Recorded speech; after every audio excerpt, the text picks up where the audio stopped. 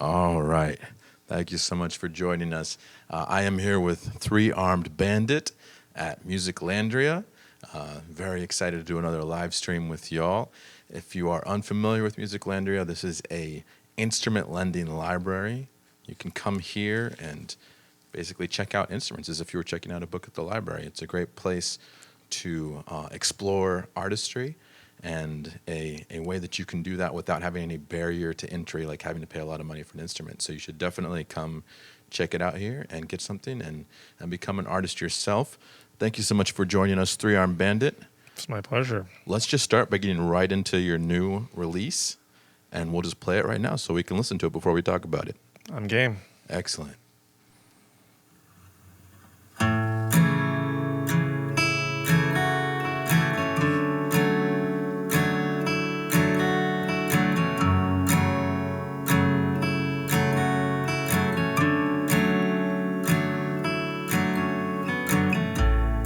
I cannot change you or change your mind.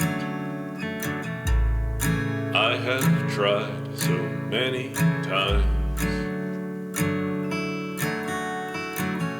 You swim in water, I swim in wine.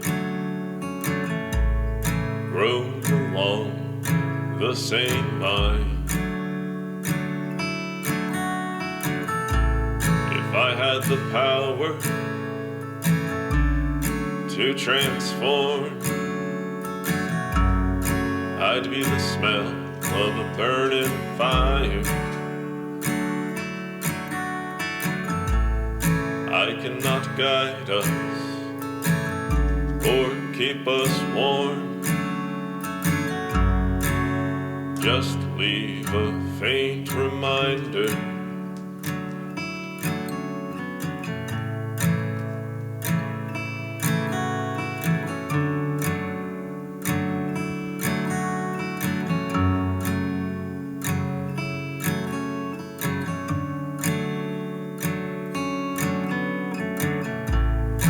I need a beacon, a guiding light to break apart this long horizon. What I am seeking, I never find. It's you I set my eyes on. If I had an airplane and I could write, all my thoughts would fill the sky. Then just for a moment, while the wind is right, I'd leave you the perfect sign.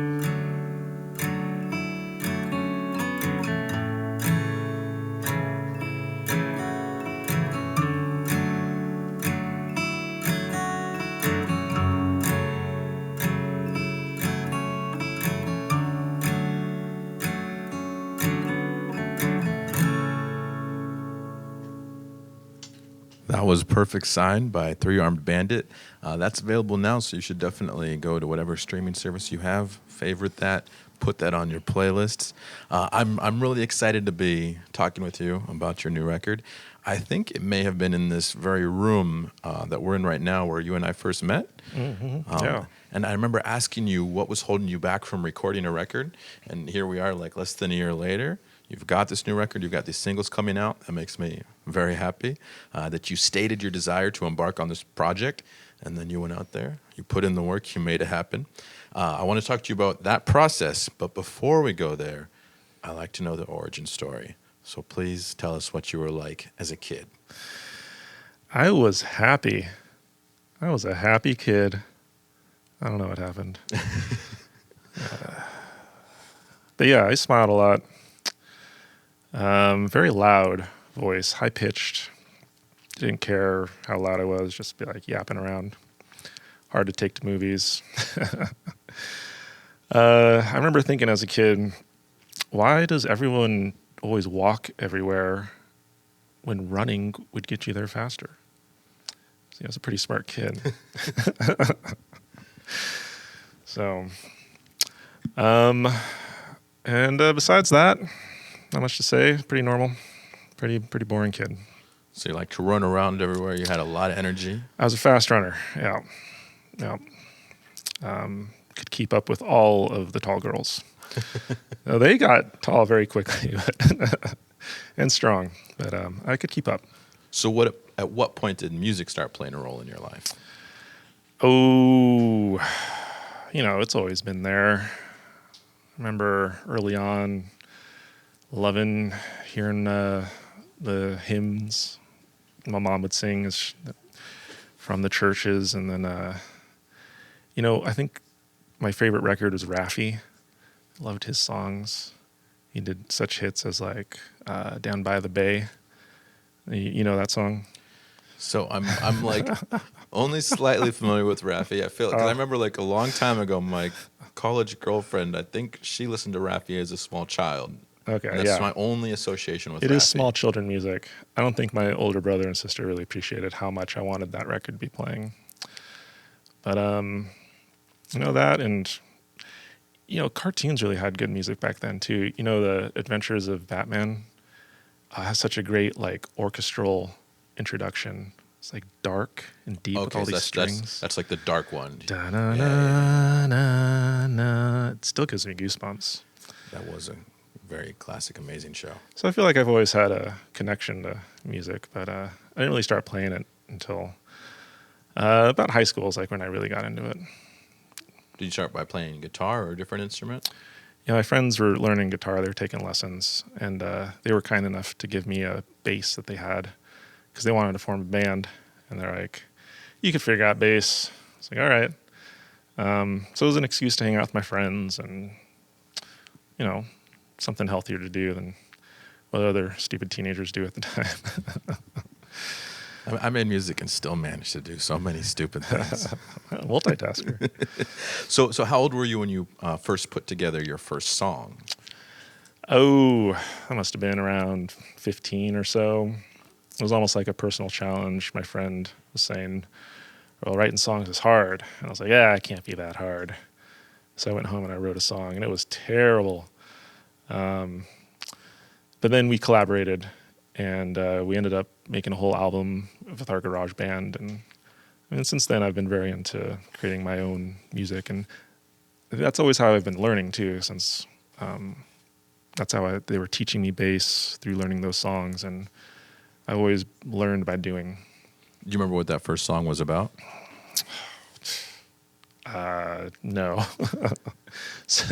Some blend of relationships that I was running on tropes of like bad poetry. I think I've gotten better since then. I like to think, at least.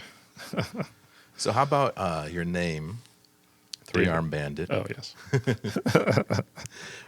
What is the origin of this? Sit back and have a drink. Hear the tale of the Three-Armed Bandit. Some things are best left Unsaid, huh? mysterious. That is quite mysterious. And I think that the whole image that the name casts is appropriate. Like a bandit, I do like to generally avoid attention. But when you do learn about me, it's nice to have some title like the Three-Armed Bandit. Like, ooh, this guy, don't mess with him. And also, I think it plays upon our region. We're in Sacramento here, in Gold Country, Wild West, bandits and robbers and stuff. The Three-Armed Bandit kind of lends an illusion to the One-Armed Bandit of, casinos with the slot machine. So it's like risky, kind of sly, casts all these connotations that I sympathize with. I do feel like your shirt here today also reminds me a little bit of like gunfighter. Yeah, I might have a bandolero under here. Hey. But yeah, I made sure to dress comfortably. This is like my most comfortable outfit. You never know when you might have to draw quick. Mm-hmm. So what's your current process now? You started as like a challenge from your bandmate. Now this is a long time later. What's your process when it comes to putting a song together? It's almost like obsessive. I'll get something in my head, and I'm like, I have to get it out. So I put it somewhere else, and I can stop thinking about it. So I'll put it in my phone, I'll write it down, and then I can let it go. And then sometimes it's very insistent, and it comes back. And that's kind of how it snowballs and grows into an actual thing. Now, are these more like emotions that you need to get out, or just like a thought that's like sticking with you? It's almost intrusive in the way that it comes. I'll just be doing something. Usually it's like doing manual labor or something, digging a hole, and maybe the repetition or something just lets the rest of my mind wander around and find circles and whirlpools to get into. So many of my songs just end up from doing some mundane tasks and this background music just coming up. That's interesting. I haven't heard that before. I haven't heard that specific thing before when it comes to music. I know you've talked to a lot of people, so I'm Yeah. surprised. Well, so we just heard Perfect Sign. You've made this new record. You're in the process of releasing it now. What was the recording process for your new record? Where did you go to, and how did you get it done? Well, I did not go to a studio. It just wasn't right. So I booked a little Airbnb in a cabin up in the mountains here near Clear Lake. And it's a little back to the land, sort of off the grid campsite. I had a couple cabins. So they were nice enough to let me set up in there for a week. And it was pretty quiet. In all of these tracks, you can actually hear birdsong in the background occasionally. That's a nice touch. You can kind of hear here and there the sounds of the room, because it was not isolated at all, but it was quiet enough to get a nice record done. So it was recorded on solar power, and just all alone up there for a week. And then I had enough rehearsal time and enough practice that I was able to smash it out without having to do anything back here. It was my New Year's resolution. So I did that about in June. So I had 6 months preparing for it. And then these last 6 months I've been, mixing and releasing it. So when you say it was recorded on solar power, like there was not like electricity there, you had like some actually kind of like solar batteries that would fuel up? Yeah, it was off the grid. Actually, one morning I woke up early because I was all rearing and go, right? And I went to turn on the computer and it wouldn't turn on because the batteries had run down overnight. So I had to wait for the sun to come up over the ridge and get high enough to power up the the solar panels so that I could start recording. That's quite unique. That's something else I've never heard before. That's like a very interesting, like the bird song is nice and it's something that happens sometimes, but like you've really gone the extra mile. Like this will not be made unless the sun is here to power these instruments so that I can get this song down. Anything to avoid going to a studio and do it myself. It's a very, very DIY ethic that I was operating upon here. That's really cool. I like that a lot. So now that you've gone through the process of writing and recording and releasing a record, do you have any advisement for those who are thinking about doing that as well? And what advice do you wish that you had received before you started the process? It was actually when we met here that night, you just gave me encouragement. Just like, do it.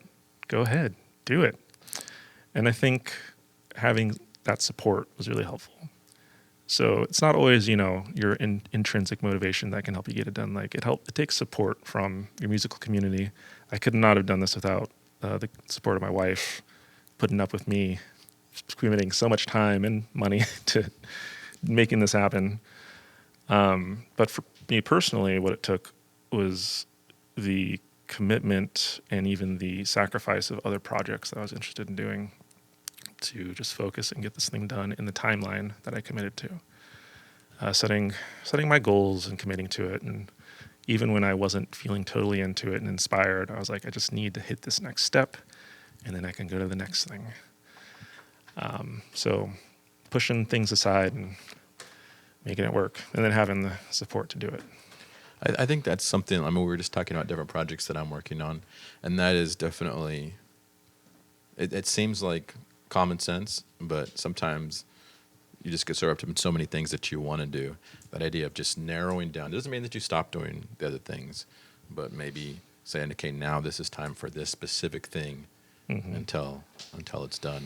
Yeah, I found that really was a boon to making this actually happen, because I've always imagined doing it. It's always been like, I should do that. And then I would kind of work towards doing it one night. And then the next night I'm like, I just want to do this other thing now. Work on my hip hop beats for a little bit. So, but thank you actually very much for encouraging me, because like I'm serious. When you were telling me you got to do it, I was like, he's serious. So, like honestly, you're a big part of making it happen. Oh, I was serious, and I'm so glad that it's existing. I was listening today, and I was going kind of on repeat to kind of get into the vibe, and I'm like, oh, it's like this really sweet melancholy, and I'm just so glad that it exists so that I can listen to it. I suppose I could have just called you up, hey, can you play for me right now, and just I'm open to that. Yeah, invite me over. Let's have a little come veteran on over show. and play.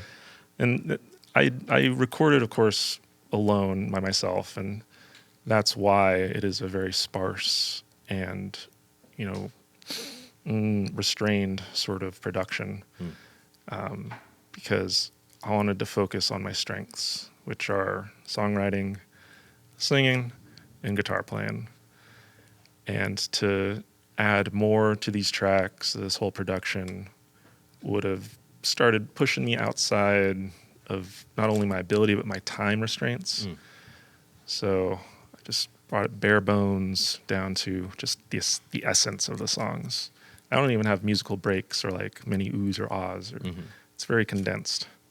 Well, it's nice because it does fit together into this like specific vibe, and I'm just like so happy that I learned about this solar power aspect, because it makes it even like cooler for me just to like picture it. It already sounded like you were chilling in the mountains playing these songs, but now I get like a better picture of it, so I like that a lot.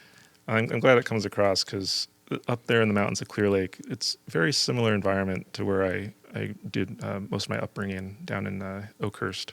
It's kind of between Fresno and Yosemite. We're right at the snow line among like pine trees and some oak savanna, a very arid mountainous area. It's very similar to the Clear Lake Mountains. So it was almost like a spiritual retreat too. When I went up there, it was like monastic, because I was there alone, and like there were the hosts there like for the Airbnb, but they were in there doing their own thing, leaving me alone. And it was me, the birds. They had like a dog or two running around. There's actually a domesticated deer that was hanging out too. His name was Finn, and he had antlers with the velvet on them. Oh, because it was early summer, like late spring. But he had learned that he wasn't threatened in the area, so he'd always be passing through. It's actually kind of startling to just like be walking, and then there's a deer right there who's not like standing still and running away from you. So it's a magical place. That sounds lovely. My Raven's Landing is what it's called. Raven's Landing. Oh, that's very like fantasy, like novel oriented. And it is oriented towards like the artist community. I guess they have a lot of Oakland artists that go through there, involved in like the old Burning Man scene up there. And the host themselves is a fantastic violinist who sings and also does piano of their own originals, and has this costume with a bunch of raven's feathers that they dress up in. Wow. I was thinking, my parents have a place in Tehachapi, and I remember staying there one time and like didn't close the windows, so I woke up to like two deers just like mad dogging me. It was very terrifying. Yeah. They are big. Yeah, especially when they sneak up on you. Let's get into Perfect Sign. I really love this song. There's this kind of sweet sadness inside of it. Let's get into the lyrics. I'm going to read different sections, and then we'll get into the background of the song itself. All right. So it starts out, I cannot change you or change your mind. I have tried so many times. You swim in water, I swim in wine. grown along the same vine.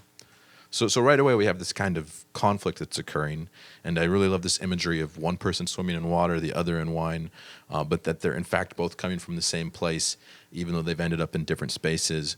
What is the conflict that you're referencing here, and what do you see as the meaning of water versus wine?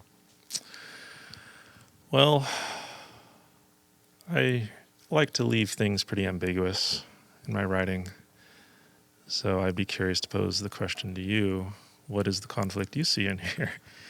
Well, see, because this is what happens with like anybody listening. I'm sure they're going to apply their own stories, their own history. Like, it's funny to change this around since I'm just going to be making stuff up. Now I'm interviewing you.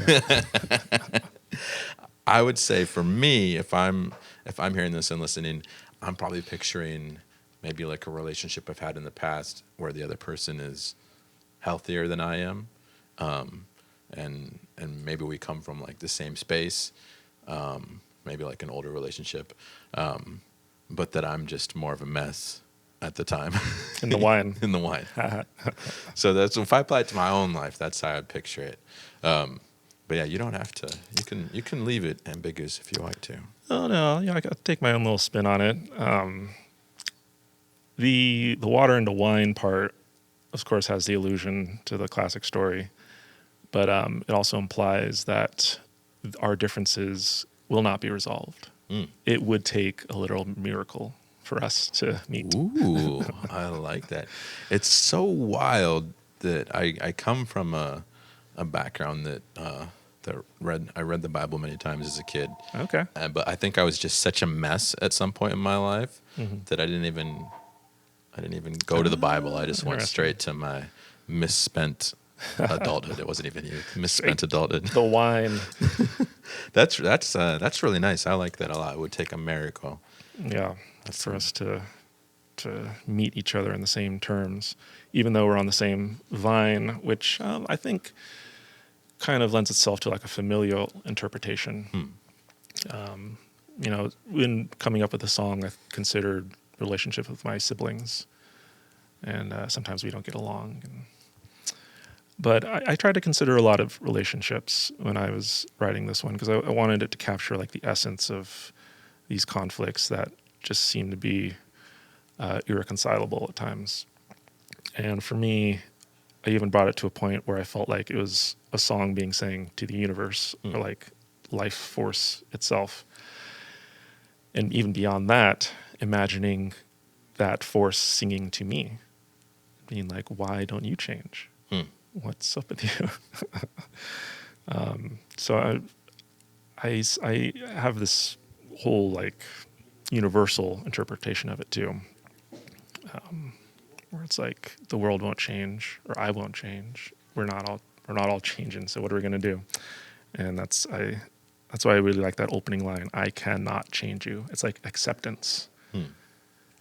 That's interesting that like hearing that, and on one hand from the singer's perspective, and then on the other hand, the universe singing it to the singer. I like that a lot. If I had the power to transform, I'd be the smell of a burning fire. I cannot guide us or keep us warm. Just leave a faint reminder. Now, this is my favorite part of this song. Just really exceptional imagery and meaning in the lyric writing. So hats off to you for another lovely verse there. Yeah, thank you. On one hand, I feel a kind of angst while listening because it gives me a sense of powerlessness to be who I need to be in the moment. And like I know who I need to be, but I can't quite get there. But then at the same time, it begins with, if I had the power to transform. So it's like you're making this choice to not be fully what you might feel, be the best version of yourself. So I want to know more about these lines. Yeah, it's because going back to the water to wine transformation, it's like if I could do other than what I've been doing, which obviously is failing, is like, or what we're doing is not happening. If I could, I know even then the limits of my ability would only amount to the smoke, the smell, the memory, like the signal the sign. Like I can make a sign, but I cannot actually be your like life force, your fire. I can't provide answers. So it's like knowing that I cannot provide the ultimate conclusion. And even if I were at my best, most supreme self, I could only get so far. And would be perfect in like my way. I'm feeling it. No, I was listening and I was like, man, that just I'll leave a faint reminder of the smell of burning fire. It took a while to come up with that line. I'm glad you took the time, because these are some well constructed lyrics. I really appreciate them. It took a lot of walking around, kicking dirt, thinking, no, that doesn't work. But yeah, it came together. Thank you. I need a beacon, a guiding light, to break apart this long horizon. What I am seeking, I never find. It's you I set my eyes on. Now this sounds to me like potentially a malaise, depression, and then while going through that listless journey, you find someone who potentially breaks that monotony, helps you see where you should be going and get there. Maybe what is it that you're seeking that you never find? That's a good question. What are you seeking, listener?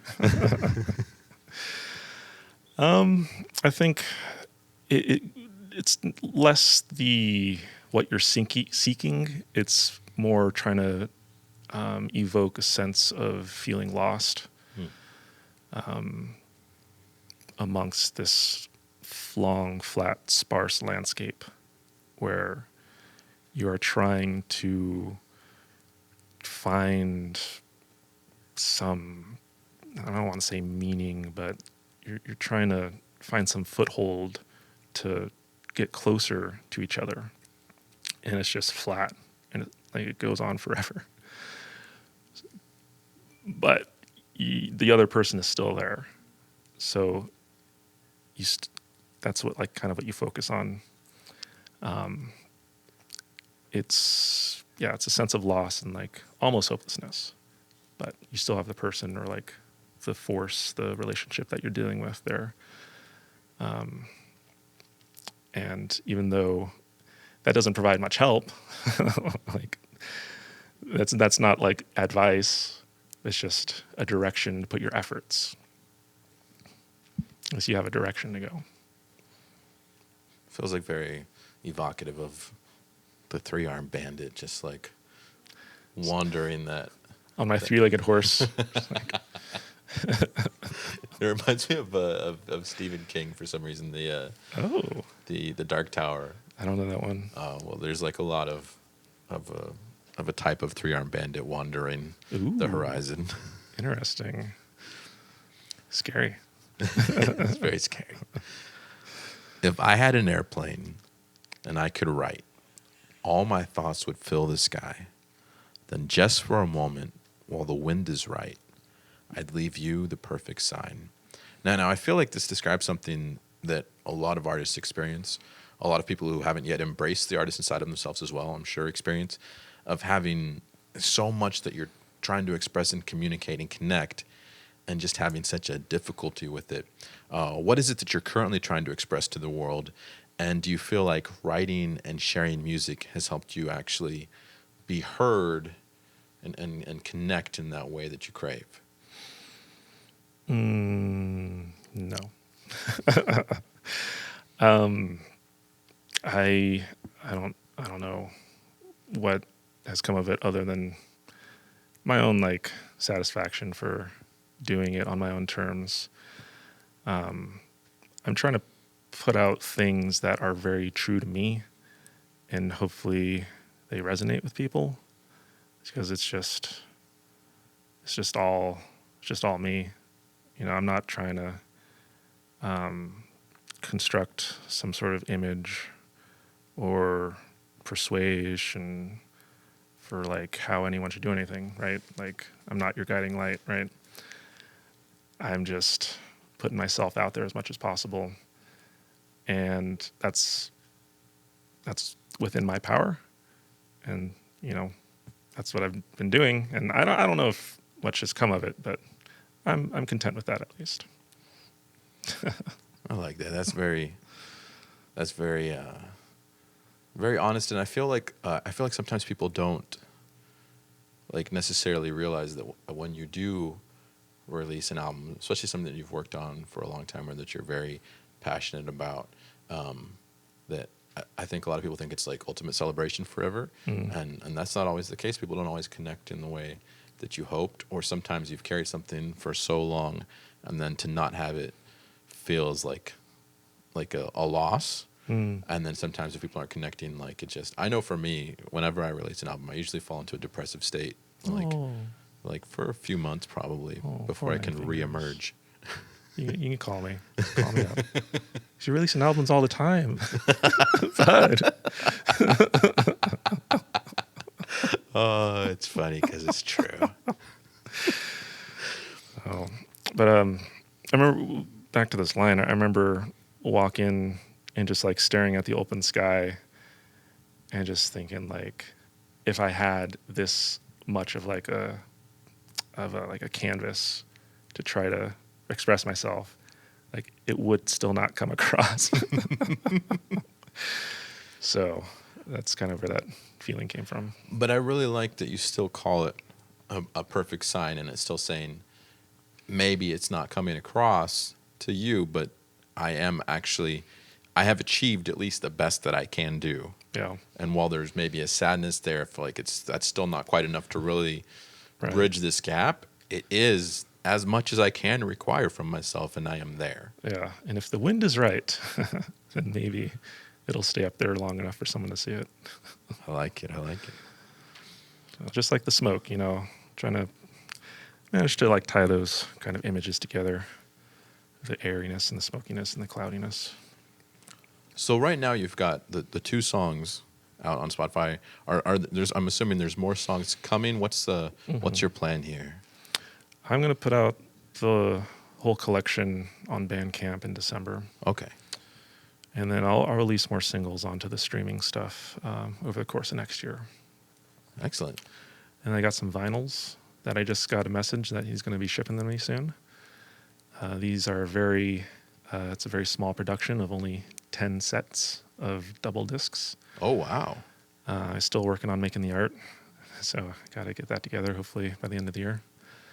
You got to let me know. Don't tell these other fools about all the vinyl when they get in. You got to give us. There's only 10. You got to get in. I want to get in on there early. Yeah, I think 4 of them are already claimed by my mom. So, but maybe there'll be more if I can use that to fund another release of them, or see what people want. But yeah, 16 songs altogether. 16. Yep. That is fantastic. Coming out. That is a large project. That is a that. large effort. Like, that's a lot. Yeah, it is a lot. That's pretty awesome. Thank you. That's why I stripped it down to like just guitar and singing. Like, whew, it would be a lot to mix in more stuff. That's cool. I did not realize it was the 16 songs. That's pretty awesome. Mm-hmm. Congratulations on getting movement on that. That's a big project to take on. Thank you. So you're here in Sacramento, which is kind of a big little city with a lot of artists, but not necessarily a lot of audience. What do you think local artists can do to make the scene more successful here? And what also do you think the local population can do to best support and lift up their local scene? I tend to get philosophical on these questions. Nietzsche said something to the effect of, the most important work of art is life. So I would say to all the artists and the audiences, just try to live your life artistically or artfully. Gather your courage, and don't be afraid to do something beautiful right now. Because if you do that, then I'll benefit from it, and I think everyone else will. And I actually listened to the previous podcast when you were going to ask me that question, so I prepared that. You know what's really funny about that, or not funny, but what connects me about that answer is, and I've pronounced Nietzsche wrong my whole life. Was it Nietzsche? Probably. I've been saying Nietzsche like a fool. Nietzsche actually is a big reason that I was able to get moving forward because of that. There's this concept, I might say it wrong, eternal return. I'm unfamiliar. I might be saying like the concept wrong, but it's this idea of existence being in a loop that goes and goes and goes. And so if you actually have that belief, it's more difficult to make bad decisions because failing at something once sucks, but you move on. But if existence is a loop, then you're like, oh, if I fail at this, I will fail at it eternally. So I'm afraid of getting on this stage. I don't go, it's not that big a deal. But then if I believe that I will skip that stage over and over again for all of eternity, It'll never happen. then suddenly I'm like, okay, I got to overcome my fear and just go do this thing. Yeah. And do the boring thing. Do the hard thing. Do the beautiful thing. You know, make it art.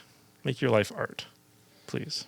I like it. I feel like the things that you're the most afraid of are Fear. the things that you most desperately Yeah. want to do, somewhere in your soul. Yeah. There's So- nothing to be afraid of. For you personally, what's the best way that your audience can help support you so that you feel loved, valued, and energized to keep on creating and sharing music? Invite me out to play.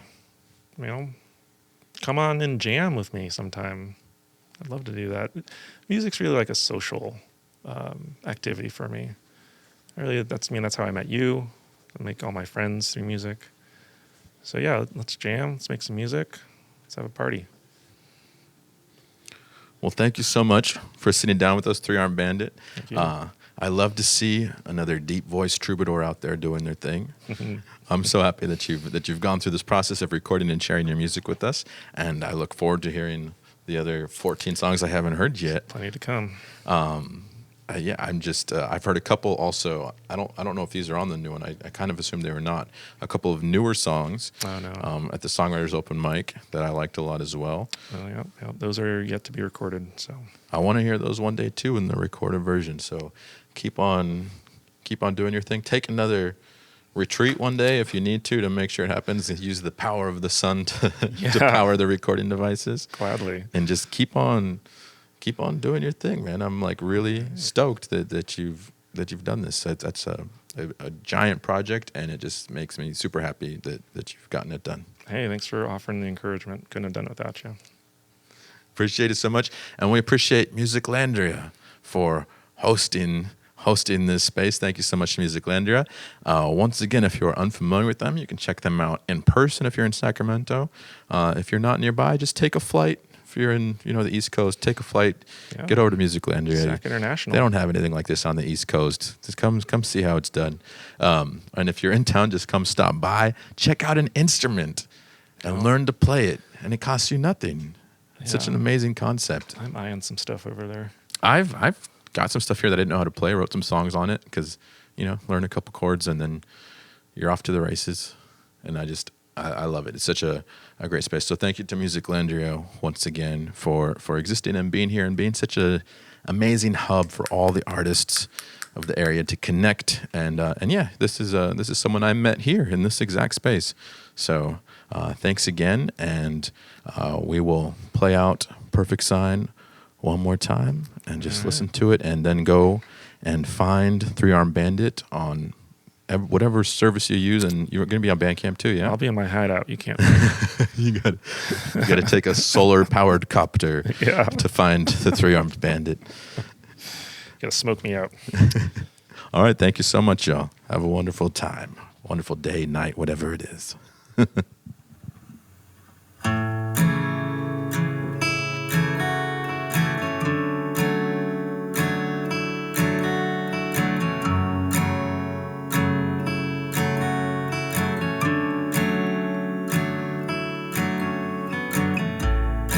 I cannot change you or change your mind. I have tried so many times. You swim in water, I swim in wine, grown along the same vine. If I had the power to transform, I'd be the smell of a burning fire. I cannot guide us or keep us warm, just leave a faint reminder.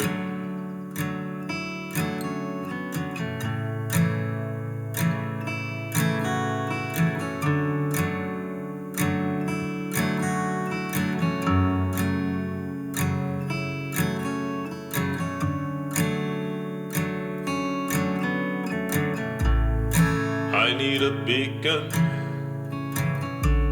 a guiding light, to break apart this long horizon. What I am seeking, I never find. It's you I set my eyes on.